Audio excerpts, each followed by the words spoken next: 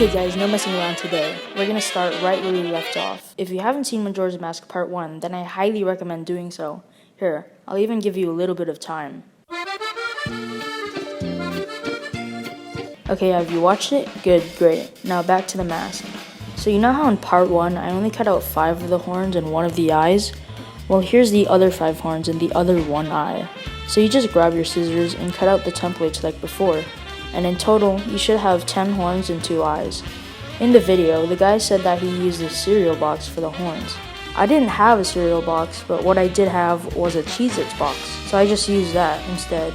What you want to do is cut up the box like a serial killer, rated R. And then after that, you glue on the horn templates and cut them out with a razor as usual. And then after that, you see the line that separates the horn into half?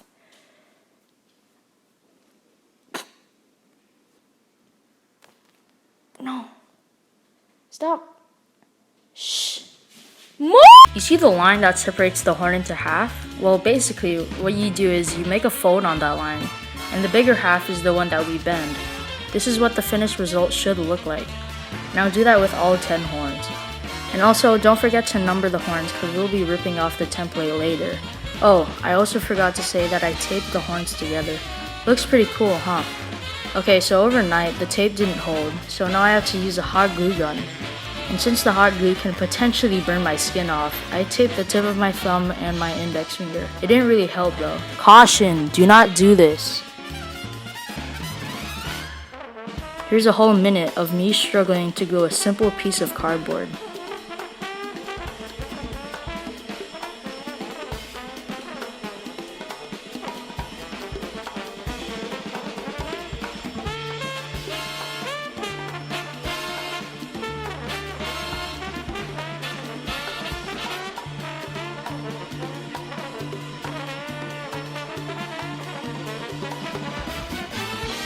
And just in case, put some masking tape on the horns. Now time for the paper mache. Paper mache is basically where you take some used paper or printer paper, cut them up into strips, and then dip them into a flour and water mixture.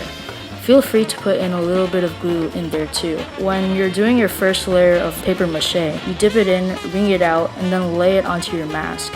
It's a very long and messy process, and it was about 1 in the morning, so I only put a couple on there. I continued on in the next day. So overnight, the flour and water mixture hardened, so I had to make another mixture. Okay, now the first layer is done. You'll know when the first layer is done when you don't see any white on the mask. I only did 2 layers, but feel free to do more. Okay, so it's actually been a couple of days since I've left off. And in those couple of days, I did a lot of things. I made macaron cookies, a smoothie, some burgers, and lit some fireworks. Happy late 4th of July, I guess. You can see all of that footage on my second channel, not my collab channel, but my second channel. There's too many. Just subscribe and hit the bell on all of my channels so that you can be the first to see my video when I upload. The link is in the description. Okay, now back to the mask. Get 2 12-ounce cups. Make sure they're made of cardboard or paper. I just got these cups at my local Starbrook. Bruh. Okay, now hot glue the cups into the eye hole. Looks kinda weird. That's why you cut them down to about 2 inches above the mask. When you paper mache an object with flour and water, it sometimes becomes rough and bumpy. That's why you smooth it out with some sandpaper. See, look at how smooth it is. Now it's time to paint. I've seen people paint it black, but I painted it white because that's what the guy in the video did. I was supposed to glue on the horns first and then paint it, but I forgot because I have a caveman brain. Let the first layer dry for at least 12 hours. Mine dried faster. And do you see the paper mache? And do you see the paper mache strips through the paint? Yeah, it also looks like some of the Yeah, it also looks like some parts of the mask didn't get fully painted. That's why I'll do 2 layers of paint. Hopefully, when you make this mask, you save the template somewhere on your device, because we'll be needing it right now for the horns. What you do is you print out the template, tape the pages together, and cut it out. We only need half of the face part, and we use this template so that we know where to place the horns and not just guess where they go. Tape them on first, and then hot glue them. After that, it's time for the eyes. But wait, I'm not doing it now. I'm too lazy. I'll see you guys in part 3.